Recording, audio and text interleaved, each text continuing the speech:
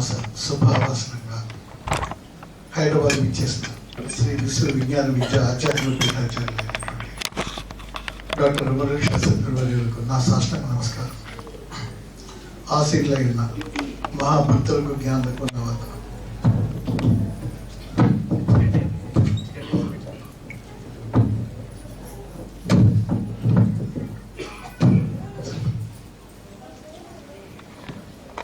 కార్తీక మాసం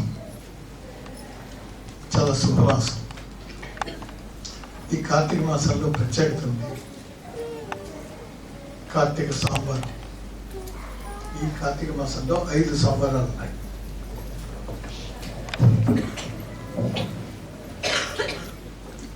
ఐదు సోమవారాలు వచ్చాయండి. కార్తీక మాసం ముఖ్యంగా ఏంటంటే జ్యోతుల్ని ప్రజ్వలింపజేస్తారు. దీంట్లో కార్తీక పౌర్ణమి నాడు, కార్తీక సోమవారం నాడు ఇంకా 365 దీపాలు, 1,00,000 దీపాలు. ఆఖరి రోజున అరటి దొప్పల్లో జ్యోతులు వెలిగించి నదిలో కానీ కాలువలో కానీ చెరువులో కానీ వదిలిపెడుతూ ఉంటాం. ఈ జ్యోతుల యొక్క ప్రత్యేకత ఏంటి కార్తీక మాసంకి అని కనుక మనం చూసినట్టయితే, మానవులకి జ్యోతులకి చాలా కాలంగా విడదీయరాని అనుబంధం ఉందండి. ఇదేదో మన చిన్నతనంలో మన తల్లిదండ్రులు చెప్తే ఈ సంస్కృతి మనం నేర్చుకున్నది కాకుండా, ఇది జన్మలుగా మనతో వస్తున్నటువంటి అనుబంధం. నిజానికి సృష్టి ఆది నుంచి అనే కాకుండా సృష్టి రాకమునుపు నుంచి మనకున్న అనుబంధం. ఈనాడు ఏదైతే మన భగవత్ స్వరూపం అని చెప్పి అంటున్నామో అది ఒక జ్యోతిగా, ఒక తేజస్సుగా ఉంది.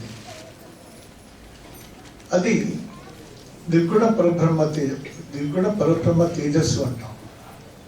అది ఏకత్వంలో అత్యంత పవిత్రంగా ఉంది. దాని నుంచి మనం విడిపోయి వచ్చి సృష్టి చేద్దామని వచ్చి దీంట్లో చిక్కుపడిపోయి అనేక సాధక బాధకాలు పడుతున్నాం. అనారోగ్యం, కష్టాలు, మరణం అంటే భయం. తర్వాత ఏమవుతుంది, ఎక్కడికి వెళ్తాం, పునర్జన్మ ఉందా, ఉంటే ఏ జన్మకు వస్తాం. దీంట్లో శాంతి లేకుండా పోతుంది. కానీ ఎక్కడో ఒక చోట ఒక ఆశ ఉంది. ఎక్కడి నుంచో మనం వచ్చాము. ఒక శాశ్వతత్వం ఉంది, దాంట్లో శాంతిగా ఉంటుంది. అత్యంత ప్రేమైక రసరూపం అది. అటువంటి చోట ఏ చీకు చింత లేకుండా హాయిగా ఉండవలసిన చోటది. ఆ శాశ్వతత్వం, ఈ జనన మరణాలకి అతీతంగా ఉన్నటువంటి ఆ శాశ్వతత్వాన్ని మనం చేరుకోలేమా అన్న ఈ ఆతృత మనలో ఉంటుంది. అక్కడికి చేరుకోవడం ఎలాగా, ఆ భగవత్ స్వరూపం ఎలా ఉంటుంది అంటే, విషయ తత్పూర్వం ప్రాచీనం. సృష్టి ఆరంభంలోనే మంత్రపుష్పం వచ్చిందండి. అందులో చెప్పారు, నీవార సూక వర్తన్వి పీతాభాస్వ చనూపమ తస్యా శిఖాయా మధ్య పరమాత్మ వ్యవస్థిత. ధాన్యపు కింద చిగురు ఉన్నటువంటి ఆ సన్నటి ముళ్ళంత ఆకారంలో పరమాత్మ యొక్క జ్యోతి ప్రజ్వలిస్తోంది అని. అంటే పరమాత్మ అంత అణుమాత్రంగా ఉన్నాడు చెప్తున్నప్పటికీ అది ఏకత్వంలో ఉంది కనుక, ఏకత్వంగా ఉన్నప్పుడు అది అణుమాత్రంగా ఉందా, బ్రహ్మాండానికి మించి ఉందా అని పోల్చడానికి ఇంకోటి లేదు కనుక ఆ రకంగా అణుమాత్రంగా ఉంది అని చెప్పడం జరిగింది. అదే శ్రీకృష్ణ భగవానుడు ఏమని చెప్పాడంటే, పాలు సహస్రమండలము పాతి వెలింగడు నన్ను చూచి దృక్స్థానము మార్చుకోము జడ సంస్కృతి పోయి సుగంధ వచ్చున అని భగవద్గీతలో అన్నాడు. పాలు సహస్రమండలము పాతి వెలింగించాడు జ్యోతి. అక్కడ కూడా చూడండి, 1000 సూర్యులు ప్రకాశించిన జ్యోతి ఎలా ఉందో దానికి మించినటువంటి తేజస్సు నాది. దాన్ని అస్థిమాంస వసాక వికారమైన మానవుడిగా చూడొద్దు, ఆ తేజస్వరూపంగా చూడు అని విశ్వరూపం చూపించారు. ఇదే బైబిల్లో మోసే దీపాకృతిలో భగవంతుని దర్శించాడు అన్నారు.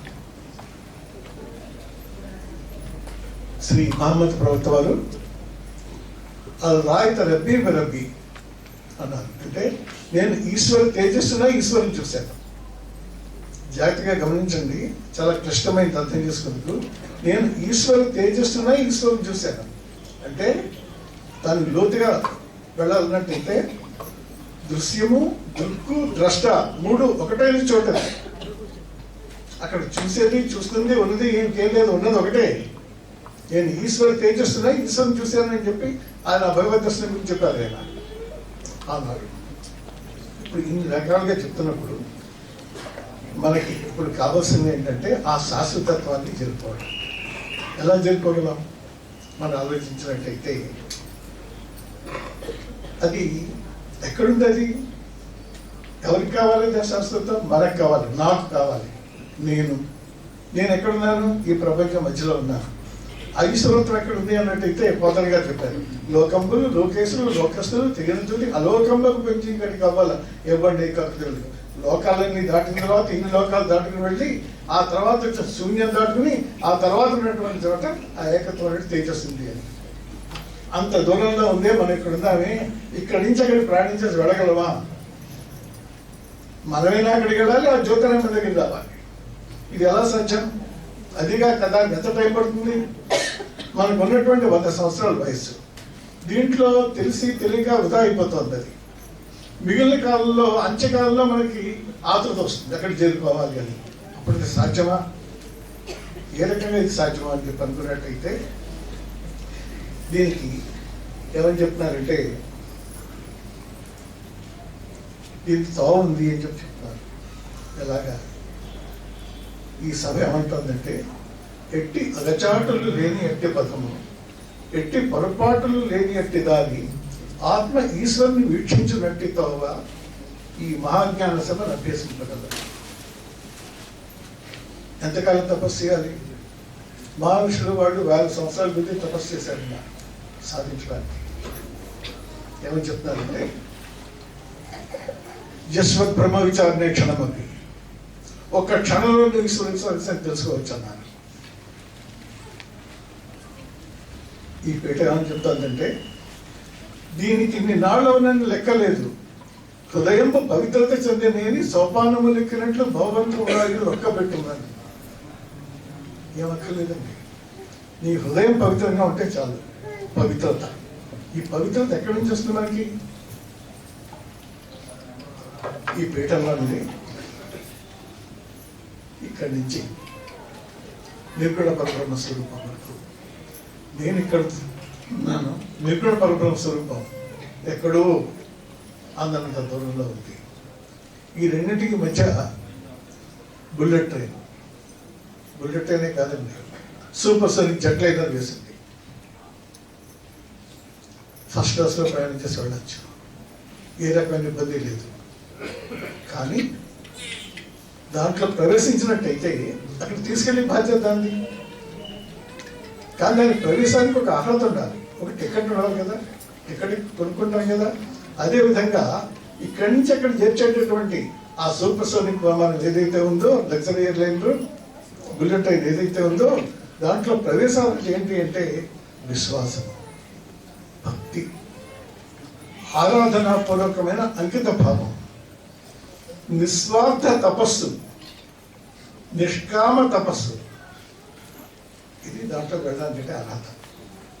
ఈ అర్హత మీలో ఉన్నట్టయితే స్వామి దగ్గరికి వెళ్ళి వారికి నమస్కారం చేసి వారు ఇస్తున్నటువంటి ఆ మహామంత్రాన్ని స్వీకరించినప్పుడు ఆ మహామంత్రమే ఈ లగ్జరీ ఎయిర్లైన్, అదే బుల్లెట్ ట్రైన్.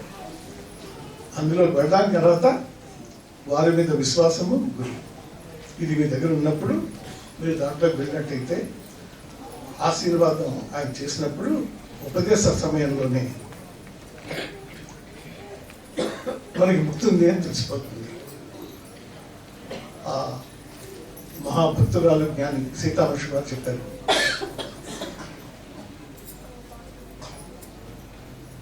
స్వామి శిరమున కరముంచి దీవింప మొదమందేను ముక్తినిచ్చే స్వామిని తెలుసుకున్నాను. ఆశీర్వాద సమయంలో తల వంచి నమస్కారం చేసినప్పుడు ఆయన ఆశీర్వాదం చేస్తున్నప్పుడే మనకి తెలిసిపోతుంది ముక్తుంది అని. జట్లైలో ఉందండి, దాంట్లో కూర్చున్నాం, ప్రయాణం చేస్తున్నాం. కానీ దాంట్లో టికెట్ వెళ్తుంటారు, బుల్లెట్ టికెట్ వెళ్తుంటారు. టికెట్ వెళ్తే అందులో ఉండే అవస్థ లేదు. ఇది మనలో ఉన్నటువంటి భక్తి కానీ, ఈ నిష్కామ తపస్సు అని చెప్తున్నానే, అంకిత భావం అంటున్నానే, ఇది కానీ ఏనాడైతే మనలోంచి జారిపోతుందో ఆ ఇద్దరు నుంచి తిరిగి పాతాళంలో పడిచిపోయి తిరిగి జడజలంలోకి వచ్చేస్తాం. అందులో ఒకసారి వెళ్ళి చేసినట్టయితే స్వామిని ఏకత్వ రూపంలో మనం నిస్వార్థంగా నిష్కామంగా పూజించగలిగినట్టయితే అది ఫస్ట్ క్లాస్లో మీరు కాళ్ళు జాపుకుని ఎయిర్లైన్లో హాయిగా నిద్రపడి, లేదా కిటికీ పక్క కూర్చుని పక్కన దృశ్యాలు చూడండి. మీరు ఎలా ఉన్నప్పటికీ అక్కడ చేరుస్తారు. అది వదలంతకాలం. ఎప్పటి వరకు అది మిమ్మల్ని వదలదు? మీలో ఆ ఆరాధనాపూర్వకమైన అంకిత భావం ఉన్నంతకాలం కూడా అలా నిలబడే ఉంటారు. మీరు దాంట్లో మీరు భక్తి భావంలో వెళ్ళినట్టయితే ఏం పట్టించుకోక్కర్లేదు. మీకు జ్ఞాన మార్గంలో వెళ్ళాలి, ఏ మార్గంలో వెళ్తామో తెలియాలి అన్నట్టయితే కిటికీలోంచి బయటికి చూడండి, మీకు తెలుస్తుంది. స్థూల శరీరం నేనన్నది ఎంత లోతులో ఉంది. స్థూల శరీరం చూస్తే నేను కాదు. స్థూల శరీరంలో పంచ తన్మాత్రని గ్రహిస్తున్నటువంటి తత్వం ఉన్నటువంటి సూక్ష్మ శరీరం ఉంటుంది. అందులోంచి కూడా వస్తుంది నేను, కానీ దాని ఆది అందులో లేదు. దీనికి మించి దాని ఆది కారణ శరీరంలో ఉంది. ఆ కారణ శరీరం అంటే భౌతిక శరీరం కాకుండా, సూక్ష్మ శరీరం కాకుండా, అది ఆలోచన ప్రపంచంలో జిజ్ఞాసలో ఉన్నటువంటి ప్రపంచం. అక్కడి నుంచి ఈశ్వరత్వానికి తాగుంది. మాటలలోనే ఈ మరుగు మాటలు చెప్పుట కష్టము, ఇంద్రియారాటము మాని మానసిక రంధ్రం మధోముఖమందున్నది. ఆ మాటలు నష్టము నేలనిడి స్వర్గము దాకను పోవగవచ్చు. ఆ చోట సుషుమ్నలో వెలుగు చూచుచు చూడుము నిన్ను ఈశ్వరం. జాతగా చూడండి. ఆ చోట సుషుమ్నలో వెలుగు చూచుచు చూడుము నిన్ను నిసార్లు తేజస్గా చెప్తున్నారు. మన కార్తీక మాసంలో మొదలుపెట్టాం, జ్యోతితో మొదలుపెట్టాం, మర్చిపోతుంది. ఆ జ్యోతి ఎక్కడది? అక్కడ జ్యోతి ఈనాడు మనం జ్ఞాపకం చేసుకుంటుంది. అక్కడ గురువు యొక్క తేజస్సు, సుషుమ్న యొక్క తేజస్సు, నీలో ఉన్న తేజస్సు ఒకలాగా ఏకత్వంలో ఉంది. ఆ బాటం నష్టం నేలనంటే స్వర్గం దాకా పోవచ్చు. ఆ చోట సుషుమ్నలో వెలుగు తేజస్సు చూచి చూడము నిన్ను స్వరం అని చెప్పి అక్కడ చెప్పడం జరిగింది సువేదాంతంలో. ఇదే విధంగా అక్కడి నుంచి ఇంకా ముందుకు వెళ్ళినట్టయితే ఆ నేను అన్నది కారణ శరీరంలో కాకుండా ఇంకొక ఊహాలోకం ఉంది. అది మహాకారణ శరీరం. దాంట్లో స్థూలాన్ని మించి, సూక్ష్మంగా మించి, కారణ శరీరాన్ని మించి మహాకారణ శరీరం అది ఒక అభౌతిక రూపంలో, ఒక శ్వాస రూపంలో, అభౌతిక శ్వాసగా మనలో ఉన్నటువంటి ఈ శరీరాలని నిలబెడుతూ పైనుంచి కింద వరకు షట్చక్రాల మీదుగా ప్రయాణం చేస్తూ సోహన్నాదంతో ఆ సహస్రాంచి కింద వరకు వస్తుంది. అందులో లక్ష్యం నువ్వు సద్గురువు మీద పెట్టి ఆరాధన చేసినప్పుడు నువ్వు అక్కడికి వెళ్ళగలవు. ఇదంతా నీకు ఎలా తెలుస్తుంది? ఇటు నుంచి బయట చూస్తున్నావు, ఆ దృశ్యానికి చూపించబడుతున్నాయి. నువ్వు చేసినంత ఏంటి? మహామంత్రాన్ని మర్చిపోకుండా సాధన చేస్తున్నావు. ఆ ఆరాధనాపూర్వకమైన అంకిత భావాన్ని నీలో నిలుపుకుంటున్నావు.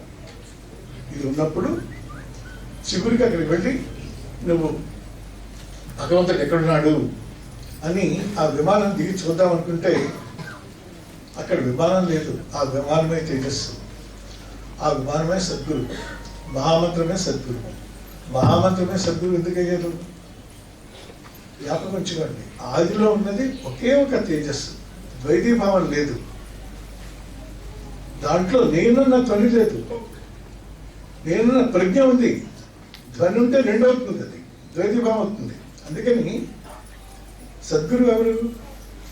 ఆ నిర్గుణ పరబ్రహ్మ స్వరూపం యొక్క మూర్తిభవించినటువంటి కిరణపుంజం అవతారి. ఇప్పుడు కూడా శ్రీకృష్ణ అయినా శ్రీరాముడైనా తెలిసిన సద్గురు అయినా కానీ అంచేత వారి నుండి నోటి నుండి బయటకు వచ్చినటువంటి ఆ అభౌతికమైనటువంటి ఆ మహామంత్రం ఏదైతే ఉందో అందులో ద్వైతీభావం మీరు చూడొద్దు. వారు వేరు, ఆ మహామంత్రం వేరు కాదు. అది ఏకత్వ రూపంలో ఉంది.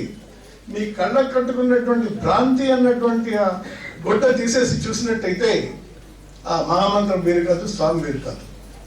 ఎప్పుడైతే మీరు ఈ కళ్ళ కట్టుకుని భ్రాంతి తొలగిపోయిందో మీలో ఉన్నటువంటి భ్రాంతి పోయి మీ ఆత్మీయమైన తేజస్సు, మహామంత్రము, సద్గురువు, జగత్ అంతా ఎక్కడ చూసినా వెళ్తులే తప్ప ఇంకా భ్రాంతి అనేది లేనే లేదు.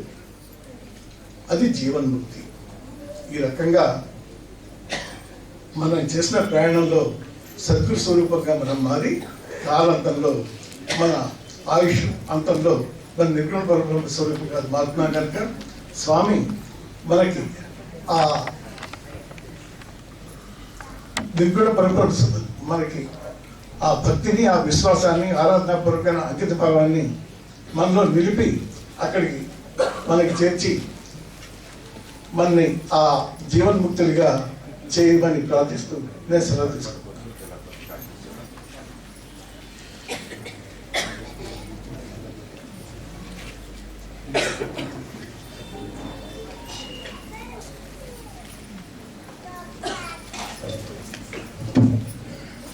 శ్రీ ఎస్ఎల్కే ప్రసాదరావు గారు నేను అనేటువంటి ఈశ్వర రసస్వరూప రహస్యాన్ని, ఆ నిర్గుణ పరబ్రహ్మ స్వరూపం యొక్క జ్యోతి స్వరూపం, సద్గురు స్వరూపం మనలో కూడా జ్యోతి స్వరూపంగా ఉంది అనేటువంటిది తెలియచేశారు. అంచేత ఆ కార్తీక మాసం యొక్క జ్యోతి యొక్క రహస్యాన్ని చాలా చక్కగా వివరించారు. వారికి సప్తార్థం కృతజ్ఞతలు. ఇప్పుడు సూర్యలత గారు, స్వర్ణలత గారు ట్రస్ట్ కార్యక్రమాల గురించి వివరిస్తారు.